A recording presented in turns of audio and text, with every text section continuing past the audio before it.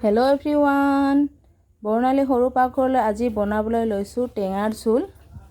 টেঙাৰ জোল বনাবৰ কাৰণে মই ইয়াতে লৈছোঁ মেষ্টা টেঙা। আমি এইখিনি মেষ্টা টেঙা বুলিয়ে কওঁ, আপোনালোকে কি কয় মোক কমেণ্ট কৰি জনাব। আৰু আজি মই মেষ্টা টেঙাখিনি আলুৰ সৈতে জোল বনাম। তো আহক ফ্ৰেণ্ডছ, মই আজি কেনেকৈ মেষ্টা টেঙা আলুৰ জোল বনাওঁ ৰেচিপিটো আপোনালোকৰ লগত শ্বেয়াৰ কৰোঁ। মই কেৰাহী গৰম দিলোঁ আৰু মোৰ কেৰাহী গৰম হৈ গৈছে। এতিয়া মই এড কৰিছোঁ সৰিয়হ তেল।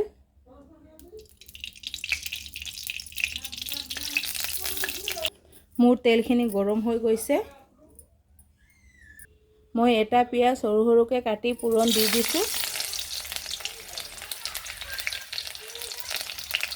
আৰু কেইটামান কেঁচা জলকীয়াও দি দিছোঁ পূৰণ।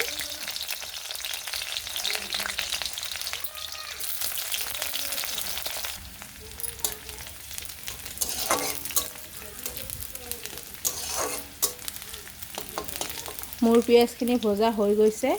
এতিয়া মই এড কৰিম মেষ্টা টেঙাৰ পাতখিনি।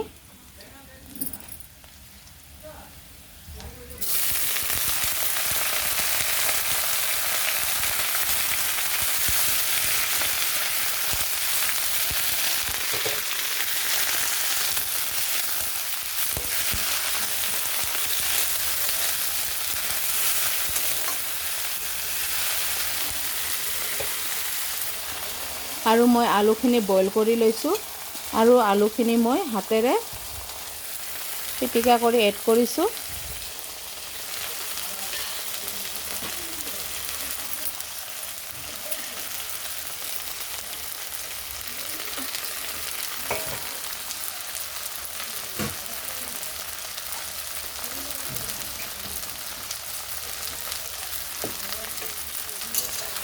আৰু এতিয়া মই খন্তিৰে অলপ পালট কৰি দিছোঁ।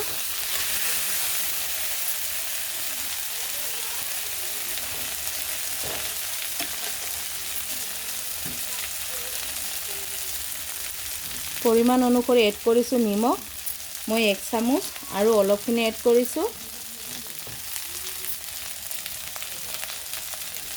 হালধিৰ গুড়ি এড কৰিছোঁ 1 চামুচ আৰু অলপখিনি। জিৰাৰ গুড়ি এড কৰিছোঁ আধা চামুচ। আৰু এতিয়া মই আলুখিনি টেঙাৰ পাতৰ সৈতে ভালকৈ ফ্ৰাই কৰি ল'ম 2 পৰা 3 মিনিট টাইম।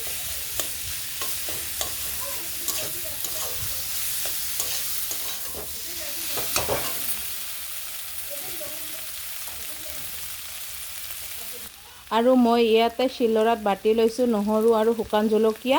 আৰু এতিয়া মই এই পেষ্টখিনি এড কৰিম। আৰু মই শুকান জলকীয়া আৰু নহৰুৰ পেষ্টখিনি এড কৰিলোঁ। আৰু প্লেটখন ধুই অলপ পানী এড কৰিম।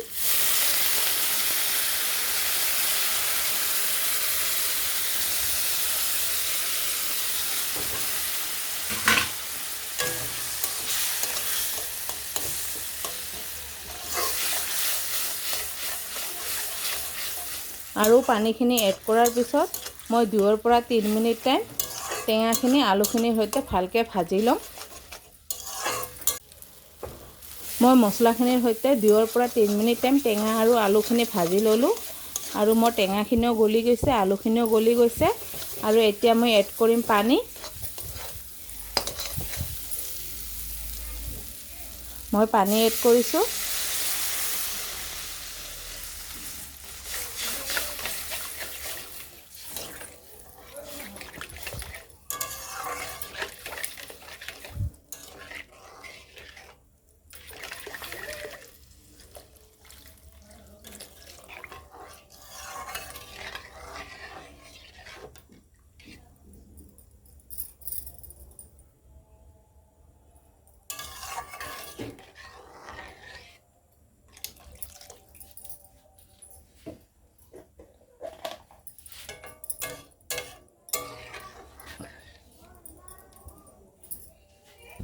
মই পানী এড কৰিছোঁ আৰু পানীখিনি এড কৰাৰ পিছত মই আকৌ 2 পৰা 3 মিনিট টাইম জাল কৰি ল'ম।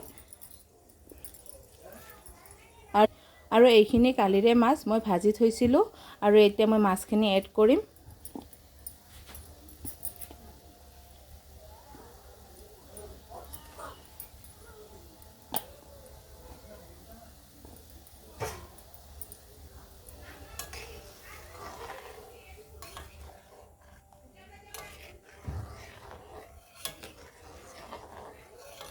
এইকেইদিন বহুত গৰম পৰিছে আৰু গৰমত অলপ টেঙা খালে ভাল লাগে।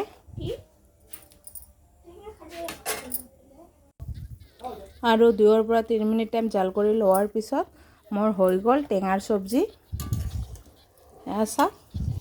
আৰু এতিয়া মই গেছটো বন্ধ কৰি দিছোঁ।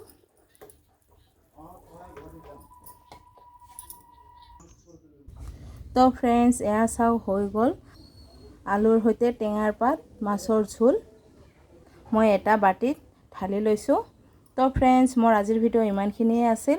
আৰু আজি মোৰ ভিডিঅ'টো ভাল লাগিলে লাইক কমেণ্ট শ্বেয়াৰ কৰিব আৰু পিছলৈ মোৰ ভিডিঅ' চাবৰ কাৰণে মোৰ চেনেলটো ছাবস্ক্ৰাইব কৰিব। ধন্যবাদ।